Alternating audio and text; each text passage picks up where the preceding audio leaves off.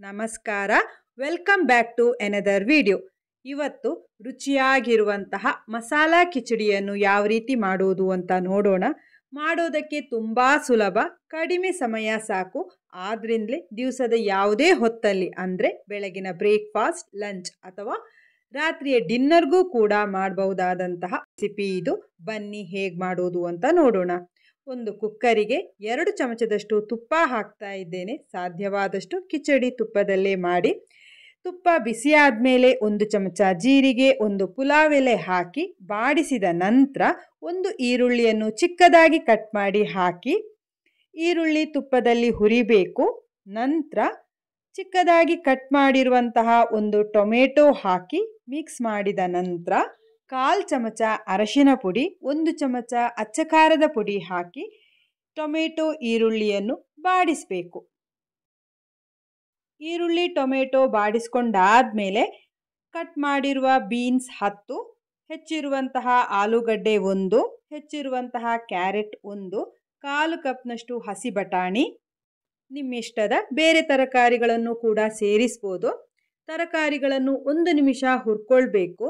ನಂತರ 1/2 ಚಮಚ ಶುಂಠಿ ಬೆಳ್ಳುಳ್ಳಿ ಪೇಸ್ಟ್, ರುಚಿಗೆ ತಕ್ಕಷ್ಟು ಉಪ್ಪು, 1 ಚಮಚ ಧನಿಯಾ ಪುಡಿ ಹಾಕಿ ಎಲ್ಲವನ್ನು ಚೆನ್ನಾಗಿ ಹೊಂದಿಸ್ಕೊಳ್ಬೇಕು.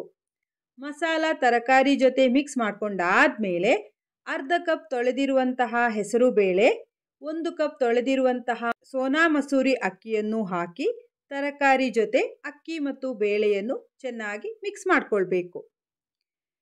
ಹೀಗೆ ಮಿಕ್ಸ್ ಮಾಡ್ಕೊಂಡಾದ್ಮೇಲೆ 4 ರಿಂದ 5 ಕಪ್ ನೀರು ಹಾಕ್ತಾ ಇದ್ದೇನೆ.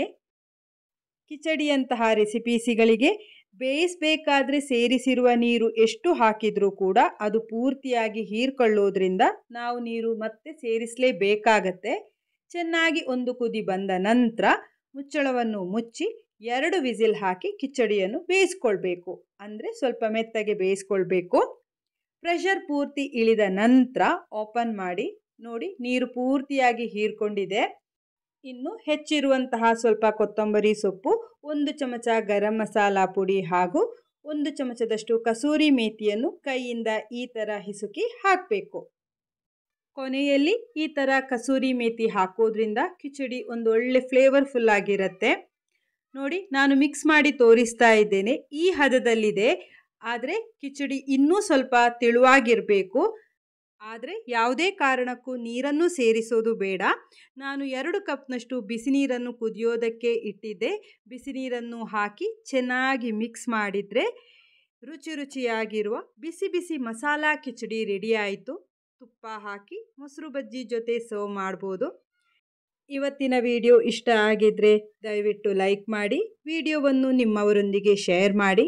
ಪೊಳಲೀಸ್ ಕಿಚನ್ ಇನ್ನೂ ಸಬ್ಸ್ಕ್ರೈಬ್ ಆಗಿಲ್ಲ ಅಂದರೆ ದಯವಿಟ್ಟು ಸಬ್ಸ್ಕ್ರೈಬ್ ಆಗಿ ನೋಡಿ. ಮುಂದಿನ ವಿಡಿಯೋದಲ್ಲಿ ಇನ್ನೊಂದು ರೆಸಿಪಿ ಜೊತೆ ಭೇಟಿಯಾಗೋಣ. ಧನ್ಯವಾದಗಳು.